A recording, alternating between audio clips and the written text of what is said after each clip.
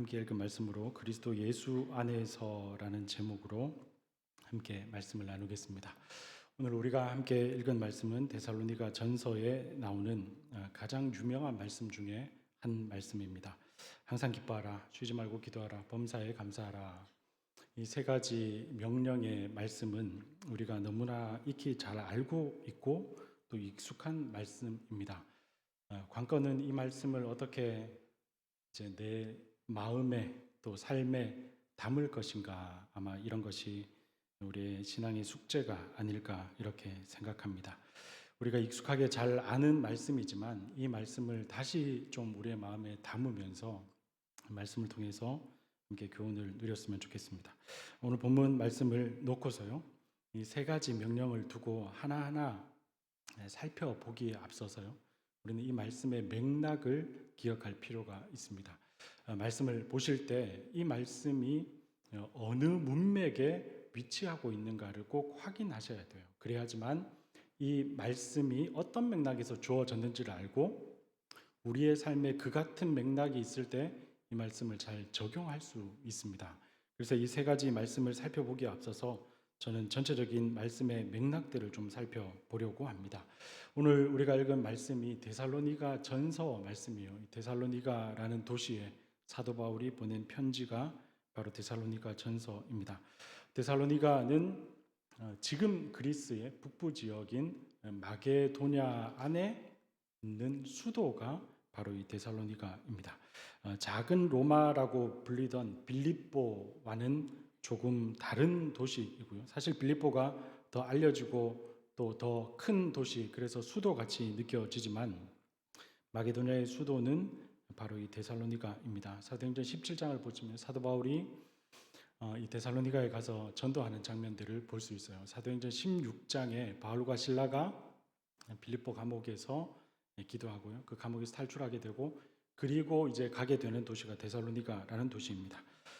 이 곳에서 사도 바울 일행이 전도할 때 무서운 저항이 일어났습니다. 사도 바울이 야손이라는 사람의 집에 묵고 있을 때요, 불량배들이 습격해 오고 그 일로 인해서 사도 바울은 이후에 베레아로 또 아덴으로 이렇게 장소를 옮겨가게 됩니다.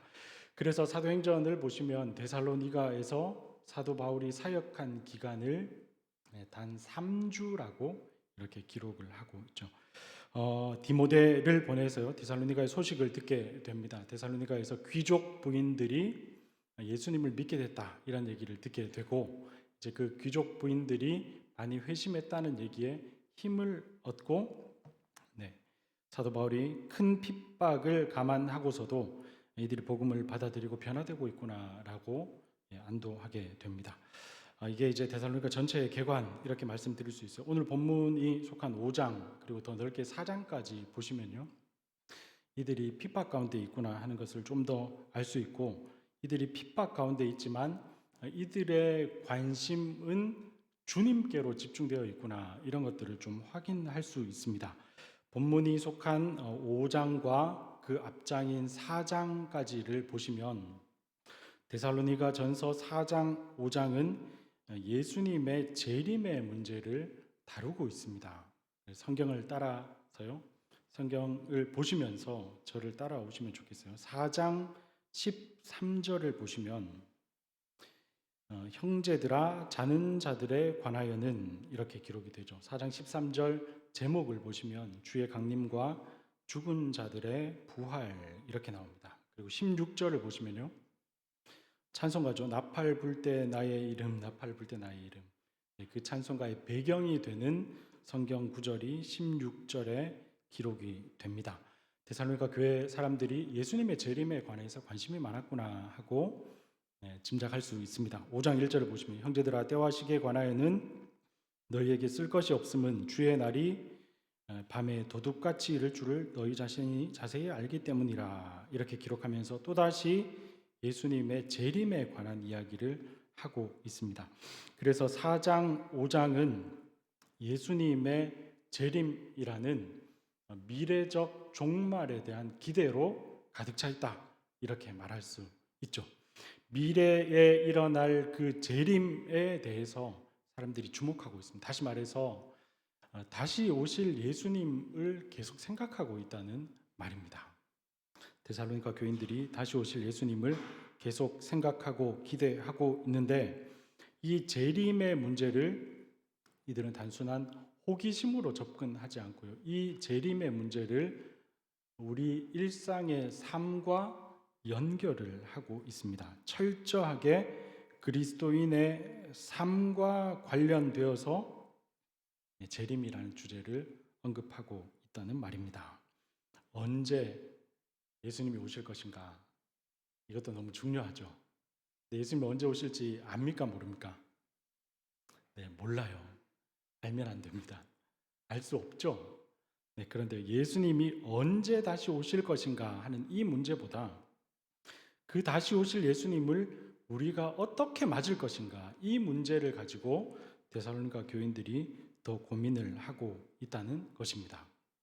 그래서 오늘 5장 16절, 17절, 18절을 보실 때 이들의 관심사가 재림이라는 것을 먼저 기억하실 필요가 있습니다. 또 하나, 오늘 본문을 본격적으로 살펴보기에 앞서서 우리는 이 본문의 말씀이 개인을 향한 메시지가 아니라 공동체를 향한 메시지라는 것을 기억해야 합니다.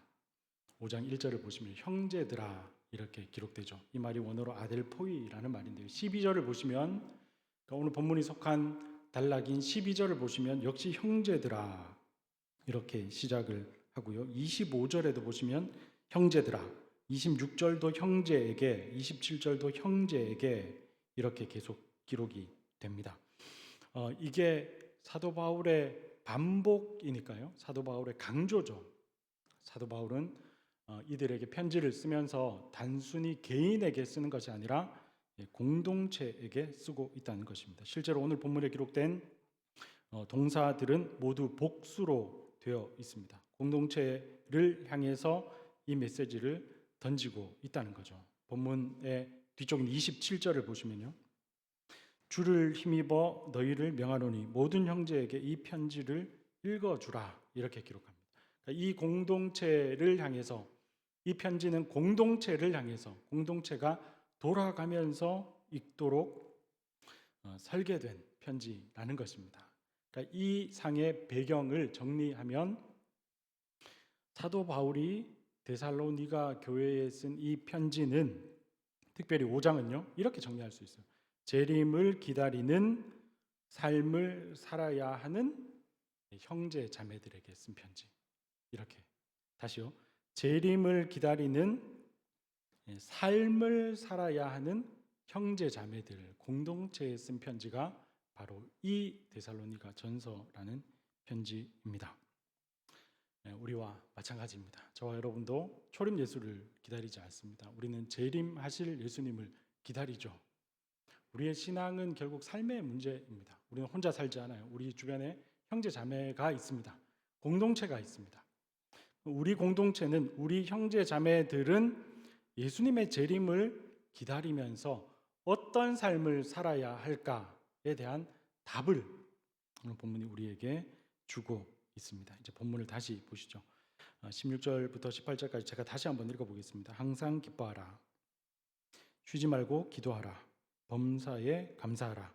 이것이 그리스도 예수 안에서 너희를 향하신 하나님의 뜻이니라. 이렇게 나와요. 기뻐하고 기도하고 감사하는 것이 누구의 뜻이래요? 하나님의 뜻이래요. 하나님의 뜻은 저희가 순종해야 되죠. 실천해야 합니다. 그래서 우리는 기뻐하고 기도하고 감사해야 합니다. 관건은요, 그 앞에 붙어 있는 부사들이에요. 항상 기뻐하라. 쉬지 말고 기도하라. 범사에 감사하라. 이렇게 말씀하고 계십니다. 이 말씀을 보고 이대로 순종하면 되죠. 그런데 이 말씀을 그대로 순종하는 것이 쉽지 않다. 우리는 본능적으로 이런 생각을 합니다. 항상 기뻐하는 것이 쉽지 않습니다. 주님. 쉬지 않고 기도하는 것이 쉽지 않아요. 예수님. 범사에 감사하는 것이 쉽지 않아요. 바울 선생님. 하고 이렇게 반론하고 싶은 게 사실 우리 마음이죠. 여기에 갈등이 있습니다. 하나님의 뜻이어서 반드시 이 명령을 순종해야 하지만 이렇게 하는 것이 쉽지 않겠다는 생각이 우리에게 더 깊이 든다는 거죠. 그러면 우리는 오늘 본문을 보면서 어떻게 하면 이렇게 할 수 있는지 질문하면서 이 본문을 다시 생각해 봐야 할 줄로 믿습니다. 여러분, 하나님의 뜻이니까요. 우리를 향하신, 18절 끝에 나오는 우리를 향하신 하나님의 뜻이라는 이 문구가 적어도 16절, 17절, 18절에 다 걸려 있다고 볼 때 이 하나님의 뜻을 우리는 어떻게 실천하고 구현할 수 있는지 질문하면서 또 이게 어렵습니다라고 내적으로 주님께 토로하면서 이 말씀을 살펴볼 필요가 있다는 것입니다. 하나씩 살펴보죠. 첫 번째요. 16절에 항상 기뻐하라. 사도 바울이 이렇게 권면하고 있습니다. 재림의 시기를 살 때 우리 모든 형제 자매들은 일상 가운데 기뻐해야 한다. 사도 바울이 이렇게 권면하고 있습니다. 항상 기뻐하라는 말을 영어 성경 NIV는요 이렇게 해석합니다. 항상 즐거운 마음을 가져라. 또 다른 영어 번역본은 언제나 믿음 안에서 즐거워하라 이렇게 해석을 합니다. 여러분, 기쁨과 행복은 우리 마음대로 수도꼭지처럼 열었다 닫았다 할 수 있는 게 아니죠. 항상 즐거운 마음을 가지는 것이 쉽습니까? 어렵습니까? 쉽지 않습니다. 네, 지금부터 1분 동안 여러분 기뻐하시겠습니다. 기뻐해 보시죠 라고 제가 제안하면 1분 동안 모든 생각 다 지우고 기뻐하실 수 있으십니까? 네, 되는 분도 있고 안 되는 분도 있겠죠. 결국 사도 바울의 이 명령은, 그러니까 사도 바울은 이 기쁨에 관한 명령을 다른 곳에서 어떻게 명령했는지, 그리고 중요한 또 한 가지 사실, 예수 그리스도 안에서 항상 기뻐해야 되니까 예수님은 어느 정황에서 무엇 때문에 기뻐하셨는지를 보면 우리도 기쁨으로 나아갈 수 있겠죠. 사도 바울은 빌립보서 4장 4절에서 주 안에 항상 기뻐하라 이렇게 말합니다. 오늘 본문에 항상 기뻐하라 이 말을 빌립보서에서는 주 안에서 항상 기뻐하라 이렇게 붙이고 있죠. 결국 그리스도 예수 안에서 항상 기뻐하라, 사도 바울이 이렇게 말하는 것입니다. 사도 바울은 기뻐할 수 없는 환경에서도 기뻐했습니다. 사도 바울이 쓴 다른 편지를 보죠. 고린도후서 12장 10절, 고린도후서 12장 10절 같이 읽겠습니다. 시작.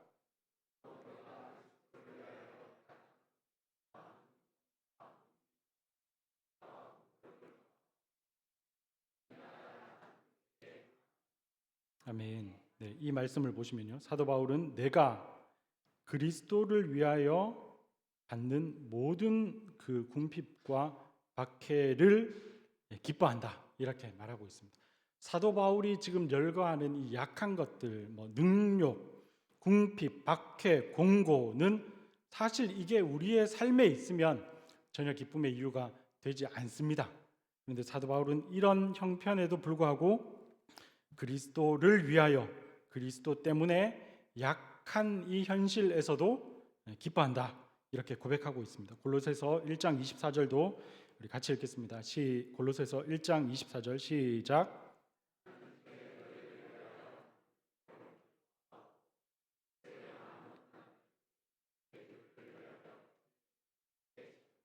아멘. 이 말씀도 보시면 너희를 위하여, 골로새 교인들을 위하여 받는 괴로움을 기뻐하고 고난을 육체에 채워가면서 사도 바울은 기뻐하고 있습니다. 이런 사도 바울의 언급들을 볼 때 오늘 본문에 기록된 항상 기뻐하라는 말은 정황과 상관없이 실실 웃으면서 지내라 이런 멘트가 아니죠. 이런 메시지가 아닙니다. 어떤 상황 가운데 있든지 주님과 연결된 그 연결에서 오는 기쁨을 누리라고, 그것이 진정한 기쁨의 원천이라고 이야기하고 있습니다. 여러분, 우리의 삶의 기쁨의 보조품, 기쁨의 대체제가 많이 있습니다. 기쁨이 아닌 것들로 기뻐하면서 착각하면서 살고 있죠. 그러나 어느 한계에 다다르면 이것이 어느 지점에 다다르면 이것이 정말 기쁨의 원천이 아니구나 하고 깨달을 때가 있습니다. 우리는 그때 다시 주님께로 돌아가야 합니다. 세상의 것으로 목마름을 채울 수 없고요, 세상의 것으로 영원히 기뻐할 수 없습니다. 그러니까 사도 바울은 항상 기뻐하되 주 안에서 기뻐하라. 이렇게 말씀하고 있습니다. 여러분, 복음서를 읽어보시면 예수님께서 기쁨에 관해서 하신 말씀이 있을까요? 혹은 예수님께서 기뻐하신 것에 대한 기록들이 복음서에 기록되어 있을까요? 예수님께서 우리에게 이런 말씀을 하셨어요. 요한복음 15장 9절부터 11절인데요. 좀 길지만 우리 같이 읽어보겠습니다. 요한복음 15장 9절부터 11절 시작. 나를 사랑하신 것 같이 나도 너희를 사랑하였으니 나의 사랑 안에 거하라. 내가 아버지의 계명을 지켜 그의 사랑 안에 거하는 것 같이 너희도 내 계명을 지키면 내 사랑 안에 거하리라. 내가 이것을 너희에게 이름은 내 기쁨이 너희 안에 있어 너희 기쁨을 충만하게 하려 함이라. 아멘. 예수님께서 15장, 요한복음 15장이에요. 포도나무 가지 그 비유를 말씀하시면서 나의 사랑 안에 거하고 내 계명을 지키면 내 기쁨이 너희 안에 있다, 이렇게 말씀하십니다. 예수님 이 구절을 통해서 우리에게 기쁨의 비결을 알려주시는 거예요. 예수님께서 하나님 아버지의 사랑 안에 머무르는 것처럼 우리가 예수님의 사랑 안에 머무르면 우리의 기쁨이 충만하다고 예수님께서 기쁨의 비결을 알려주십니다. 항상 기뻐할 수 없겠어요, 주님? 우리는 이렇게 말할 수 없어요. 우리가 주님 안에 있으면 우리는 항상 기뻐할 수 있습니다.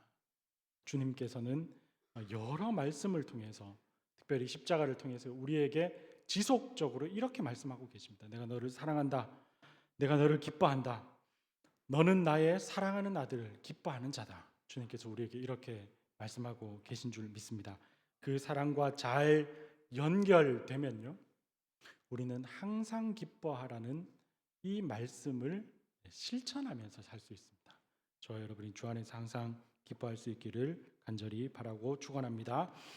두 번째요, 17절을 보시면 사도 바울은 데살로니가 교인들에게 이렇게 권면합니다. 17절, 쉬지 말고 기도하라.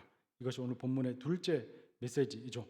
사도 바울은 쉬지 말고 기도하라고 말할 때 신자들의 모든 시간에 무릎을 꿇고 기도하라고 명령하는 것이 아닙니다. 왜냐하면 사도 바울이 쓴 편지, 특별히 데살로니가 전 후서를 보면 사도 바울은 일하는 것을 매우 중요하게 생각하기 때문입니다. 그래서 실제로 데살로니가 후서 3장 10절에 보면요, 우리가 게으른 자식들에게, 자녀들에게 자주 하는 말인데요, 누구든지 일하기 싫어하거든 먹지도 말게 하라 하는 말씀이 사도 바울의 글로 적혀 있습니다. 사도 바울은 일하기 싫으면 먹지도 말라고 말하면서 그 본문의 앞뒤에서 그리스도인이 성실하게 일하는 것이 매우 중요하다, 이렇게 강조하고 있습니다. 그럼 오늘 본문에 쉬지 말고 기도하라는 말은 그저 365일 24시간 무릎을 꿇고 눈을 감고 기도하라는 명령이 아니겠죠. 사도 바울은 다른 서신에서요, 기도에 관해서 이렇게 언급하고 있습니다. 로마서 12장 12절 같이 읽겠습니다. 시작. 소망 중에 즐거워하며 환난 중에 참으며 기도에 항상 힘쓰며. 에베소서 6장 18절도 같이 읽겠습니다. 시작.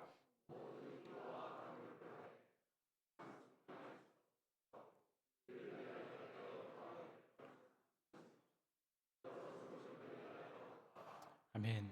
사도 바울은요, 기도에 항상 힘쓰라고 반복하는데 에베소서에서는 항상 성령 안에서 기도하라 이렇게 말합니다. 이 말은 24시간 두 손을 모으고 정자세로 눈을 감고 기도하라는 명령이 아니죠. 성령 안에 거하면서 기도를 삶의 일부로 만들어라, 이런 명령으로 생각됩니다. 사도 바울의 이 가르침은 사실 예수님에게서 기인합니다. 그러니까 예수님께서 기도에 관해서 가르치실 때요, 이 표현 항상 기도하라 혹은 쉬지 말고 기도하라는 표현을 쓰셨습니다. 누가복음 18장 1절 같이 읽겠습니다. 시작. 예수께서 그들에게 항상 기도하고 낙심하지 말아야 할 것을 비유로 말씀하여. 예수님이 비유로 말씀하실 때 비유의 목적은 이거예요. 항상 기도하고 낭망하지 말아라. 낙심하지 말아라. 마음이 떨어지지 않도록 항상 기도해라. 예수님께서 이렇게 말씀하셨습니다. 사도 바울의 기도에 관한 모든 권면은 예수님으로부터 기인한 것입니다. 누가복음 18장 8절요. 같이 읽겠습니다. 시작. 내가 너희에게 이르노니 속히 그 원한을 풀어 주시리라. 그러나 인자가 올 때에 세상에서 믿음을 보겠느냐 하시니라. 아멘. 이 구절 제가 1월달 금요기도회 제 설교 당번 때 설교한 적이 있는데, 예수님께서 다시 오실 때, 재림의 때죠. 세상에서 믿음을 보겠느냐, 끝까지 낭망하지 않고 항상 기도하는, 깨어 기도하는 그 기도자를 볼 수 있겠느냐, 예수님께서 이렇게 말씀하셨어요. 예수님의 직접적인 명령입니다. 저와 여러분이 항상 기도해야 할 이유는, 쉬지 말고 기도해야 될 이유는 명확합니다. 예수님께서 기도에 대해서 이렇게 가르치셨을 뿐 아니라 예수님은 실제로 이렇게 기도하셨습니다. 예수님의 삶을 쭉 훑어보면 새벽 미명에 한적한 곳에 가서 기도하셨고요. 얼마 전에 이광 목사님께서 설교하셨지만 예수님은 죽음을 앞두시고 겟세마네에서도 기도하셨습니다. 그러니까 예수님께서 이 땅에 계실 때, 육신으로 계실 때 무엇을 보이시고 가르치셨어요? 이렇게 질문한다면 선교에 관해서, 전도에 관해서, 구제에 관해서 여러 가지 일을 말할 수 있지만, 예수님께서 유일하게 본을 보이시고 가르치신 핵심 주제라고 말하면 우리는 기도를 말할 수밖에 없습니다. 마태복음 26장 41절 같이 읽겠습니다. 시작. 시험에 들지 않게 깨어 기도하라. 마음에는 원이로되 육신이 약하도다 하시고, 본문에 기록된 육신은 죄된 본성의 총칭입니다. 기도하지 않으면 우리는 약하고요, 기도하지 않으면 악해질 수밖에 없습니다. 게으름과 죄와 연약함을 이기는 방법은 기도뿐입니다. 그러니까 기도할 필요가 없으실 것 같은 예수님도 기도하셨으니까요. 저와 여러분도 쉬지 말고 기도해야 합니다. 기도할 제목이 없지 않습니다. 어제도 뉴스를 보는데요, 러시아와 우크라이나 전쟁이 어제로 4년째가 되었다는 뉴스를 봤습니다. 4년째 피비린내 나는 전쟁을 하고 있는 나라들이 있습니다. 뉴스를 볼 때마다요, 또 여러 가지 소식들을 접할 때마다, 특별히 한국 교회의 소식을 접할 때마다 이건 내 삶이 평안하다고 기도를 멈출 게 아니구나, 이런 생각을 하게 됩니다. 저와 여러분이 예수님을 닮아 쉬지 말고 기도했으면 좋겠습니다. 세 번째 18절을 보시면 범사에 감사하라. 사도 바울은 이렇게 권면하고 있습니다. 사도 바울은 감사해야 할 어떤 일들 때문에 감사하라고 하지 않고 범사에 감사하라고 우리에게 권면하고 있습니다. 실제로 영어 성경을 보면요, 이 범사에 감사하라는 명령이 영어 성경 포로 되어 있지 않습니다. 인으로 되어 있습니다. 모든 상황 안에서 기도하라. 사도 바울이 이렇게 권면하고 있습니다. 빌립보서 4장 6절에서요, 이 감사에 대해서 사도 바울은 또 다른 언어로 우리에게 강조하고 있습니다. 빌립보서 4장 6절 같이 읽겠습니다. 시작.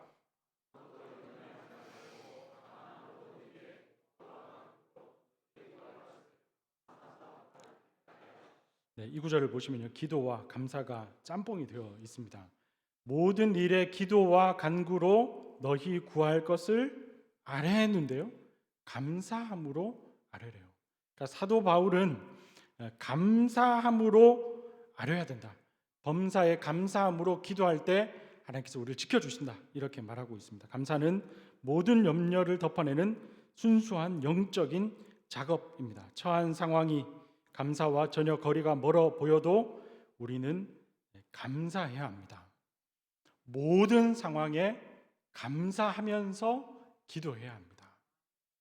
예수님 감사하셨을까요? 누가복음 말씀은 예수님이 어느 상황에서 감사하셨는지를 우리에게 명확하게 보여줍니다. 누가복음 9장 16절요. 같이 읽겠습니다. 시작. 예수께서 떡 5개와 물고기 2마리를 가지사 하늘을 우러러 축사하시고 떼어 제자들에게 주어 무리에게 나누어 주게 하시니. 이 구절에서요, 축사하시고 오병이어를 가지고 축사하시죠. 이 축사가 영어 성경에는 감사기도라고 되어 있습니다. 예수님은 오병이어 초라한 음식을 두고 하나님께 감사하셨습니다. 예수님은 오병이어밖에 되지 않는다고 원망하거나 불평하지 않으시고 이것으로 감사, 축사하셨습니다. 그때 놀라운 기적이 일어나게 되죠. 예수님은 오병이어의 초라한 음식 앞에서도 범사에 감사하셨습니다. 누가복음 24장 30절 같이 읽겠습니다. 시작. 그들과 함께 음식 잡수실 때에 떡을 가지사 축사하시고 떼어 그들에게 주시니. 이 장면은 최후의 만찬 장면이죠. 예수님께서 마지막 제자들과 육신으로서 식사하실 때 오병이어 때처럼 축사하십니다. 감사 기도를 드리십니다. 마지막 죽음이 임박한 그 시점에도 예수님은 마지막 식사 자리에서 범사에 감사하셨습니다. 저와 여러분도 범사에 감사하면 좋겠어요.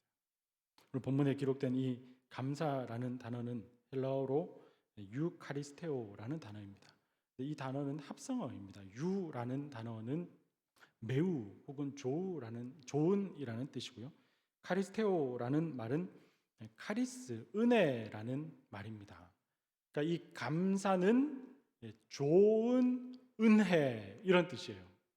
감사는 은혜에 대한 정당하고 합당한 반응입니다. 저와 여러분이 많은 은혜를 받았어요. 그래서 환경을 보고 불평할 게 아니라요, 환경이 어떠하든 우리가 받은 은혜를 기억하면서 저와 여러분이 감사해야 합니다. 이 유카리스테오라는 말이 나중에 유카리스티아라는 말로 변경이 됩니다. 그런데 이 유카리스테오 혹은 티아라는 이 말은 나중에요, 카톨릭에서 성찬이라는 단어로 다시 번역이 됩니다. 여러분, 성찬이 무엇입니까?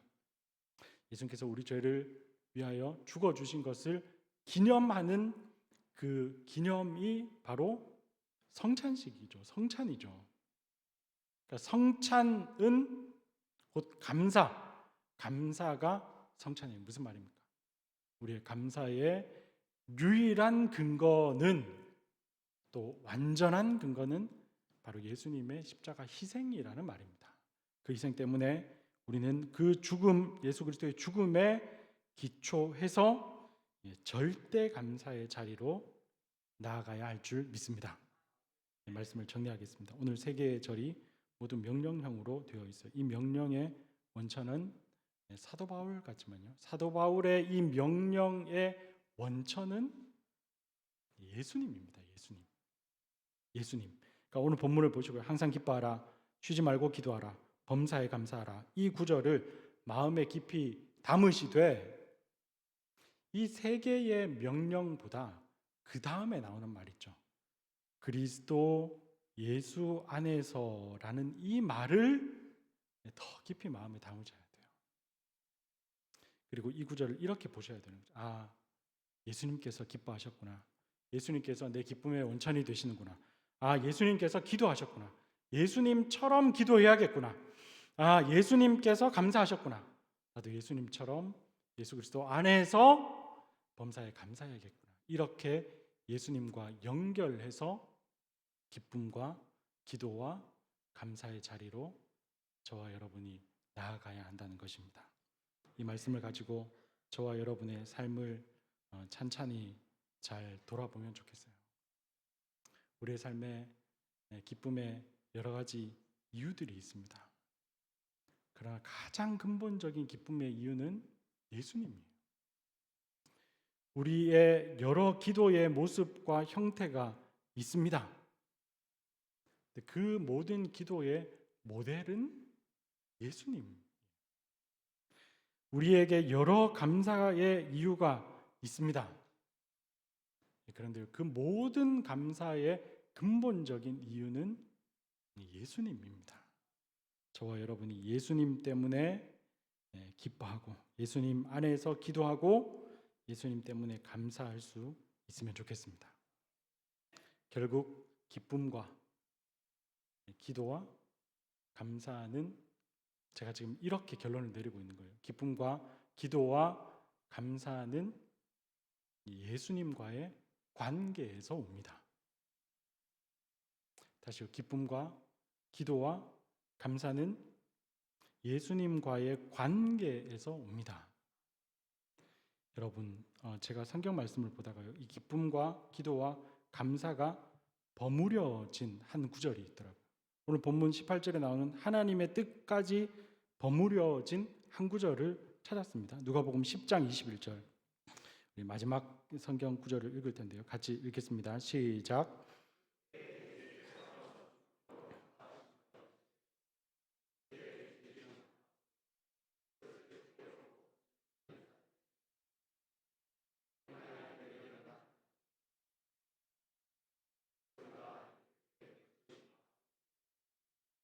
아멘. 이 구절이 누가복음 10장 21절인데요.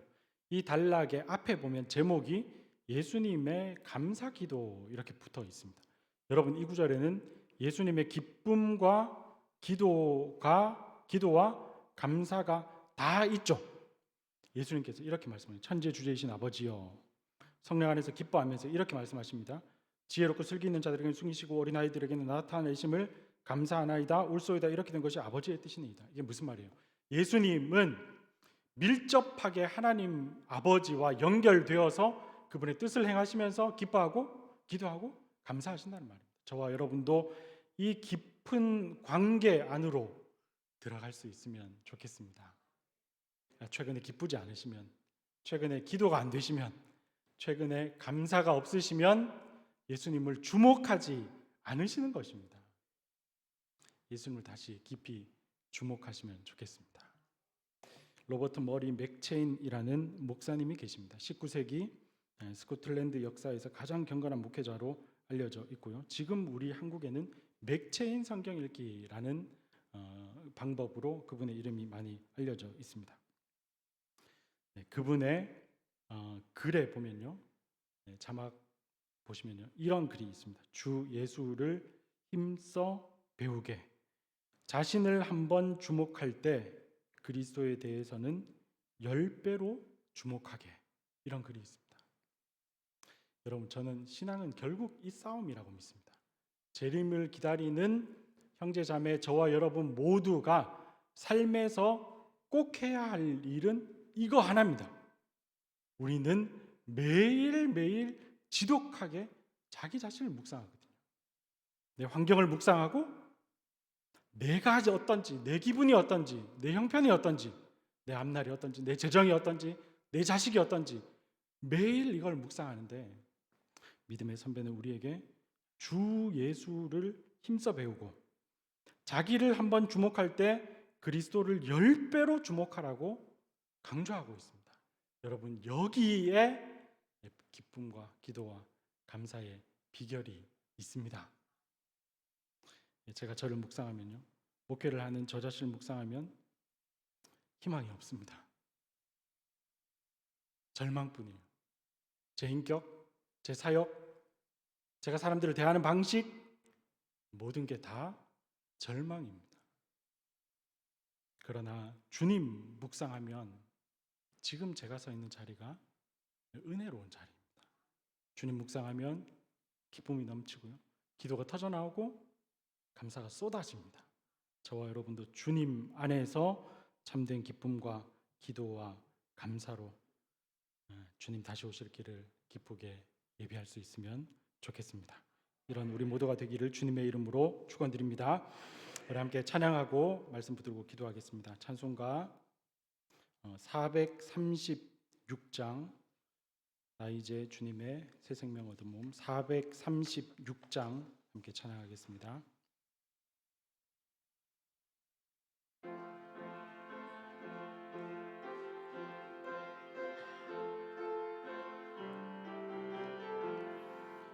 나 이제 주님의 새 생명 얻은 몸, 옛 것은 지나고 새 사람이로다. 그 생명 내 맘에 강같이 흐르고 그 사랑 내게서 해같이 빛난다. 영생을 누리며 주 안에 살리라. 오늘도 내일도 주 함께 살리라. 주 안에 감추인 새 생명 얻으니 이전에 줬던 것 이제는 값없다. 하늘의 은혜와 평화를 맛보니 찬송과 기도로 주 함께 살리라. 영생을 누리며 주 안에 살리라. 오늘도 내일도 주 함께 살리라. 죗도 초목도 새 것이 되었고 죄인도 원수도 친구로 변한다. 새 생명 얻은 자 영생을 누리니 주님을 모신 맘 새 하늘이로다. 영생을 누리며 주 안에 살리라. 오늘도 내일도 주 함께 살리라. 주 따라가는 길 험하고 멀어도 찬송을 부르며 뒤따라가리라. 나 주를 모시고 영원히 살리라. 날마다 섬기며 주 함께 살리라. 영생을 누리며 주 안에 살리라. 오늘도 내일도 주 함께 살리라. 아멘. 함께 말씀 기억하면서 기도했으면 좋겠습니다. 항상 기뻐하고 쉬지 말고 기도하고 범사에 감사하는 삶을 살게 해 주십시오. 이렇게 기도하는데요. 예수님의 기쁨, 예수님의 기도, 예수님의 감사가 우리 가운데 넘치게 도와주십시오. 주님처럼 기뻐하고 주님 닮아 기도하고 주님 안에 감사하는 우리 모두가 되게 해달라고, 우리 자신을 한번 주목하기보다 예수 그리스도를 10배로 주목하며 주님과 함께 사는 우리의 인생 되게 도와달라고, 주님 안에 누릴 수 있는 그 참된 기쁨과 기도와 감사가 우리 삶과 우리 해운대 교회 가운데 넘치게 해달라고 오늘 말씀 기억하면서 마음에 새겨주신 결단 가지고 우리 주여 3번 외치고 함께 기도하겠습니다. 주여, 주여, 주여. 하나님 아버지, 오늘도 우리에게 데살로니가전서 말씀을 통하여 교훈하심에 감사를 드립니다. 주님, 우리가 항상 기뻐하고 쉬지 말고 기도하고 범사에 감사하는 자 되기를 원합니다. 하나님, 우리의 인간적인 의지들로 이것을 충분히 잘 감당할 수 없음을 고백합니다. 우리 안에 내주하신 성령의 도우심을 따라 예수 그리스도를 다시 주목하는 우리 모두가 되게 도와주시옵소서. 주님 어떻게 기뻐하셨는가, 주님 어떻게 기도하셨는가, 주님 어떻게 감사하셨는가를 다시 깊이 생각하는 저희들 되게 도와주시옵소서.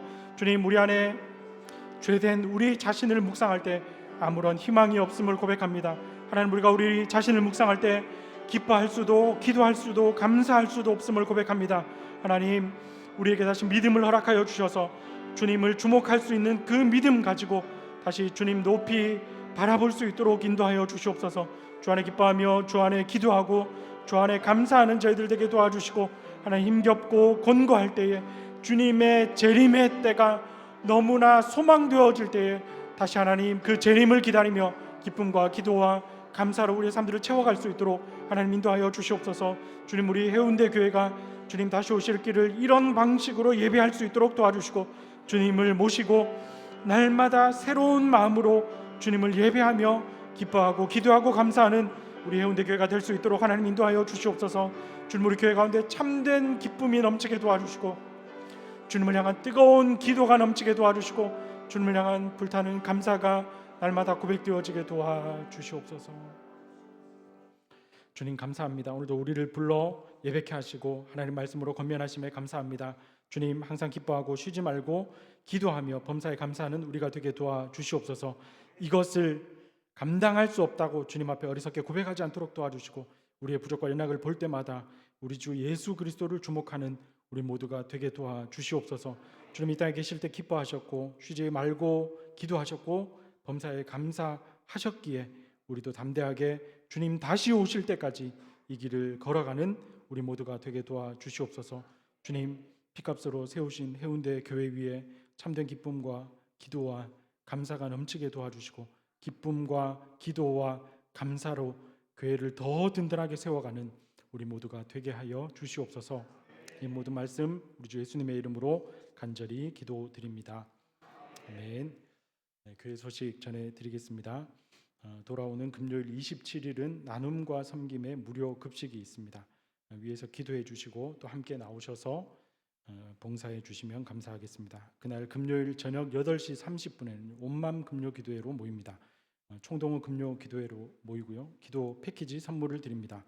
저녁 7시부터 하늘 정원에서 간식을 제공하고요. 다음 세대 자녀들을 위한 안수 기도 시간이 있습니다. 온 교회가 나오셔서 함께 기도하고 또 은혜 받는 시간이 되면 좋겠습니다. 정교인 수련회가 준비되고 있습니다. 참가 신청서를 지난 주일에 배부해 드렸는데 꼭 이른 시간에 작성하셔서 사무실 또는 헌금함으로 내어주시면 감사드리겠습니다. 토요일입니다. 2월 28일 오후 5시 전체 찬양팀 워크숍이 있습니다. 위에서 기도해 주시고 돌아오는 주일 3월 1일 오후 1시에 청소년부실에서 소그룹 리더 모임이 있습니다. 소그룹이 잘 정착할 수 있도록 기도해 주시면 좋겠습니다. 이제 오늘부로 청소년부 수련회까지 해서요. 교육부서의 모든 성경학교와 수련회가 마쳤습니다. 기도해 주신 성도님들께 감사드리고 또 다음 세대가 더 믿음으로 잘 세워질 수 있도록 계속해서 기도해 주시면 좋겠습니다. 우리 다 같이 주님 가르쳐 주신 기도로 예배를 마치겠습니다. 하늘에 계신 우리 아버지여, 이름이 거룩히 여김을 받으시오며 나라가 임하시오며 뜻이 하늘에서 이루어진 것 같이 땅에서도 이루어지이다. 오늘 우리에게 일용할 양식을 주시옵고 우리가 우리에게 죄 지은 자를 사하여 준 것 같이 우리 죄를 사하여 주시옵고 우리를 시험에 들게 하지 마시옵고 다만 악에서 구하시옵소서. 나라와 권세와 영광이 아버지께 영원히 있사옵나이다. 아멘.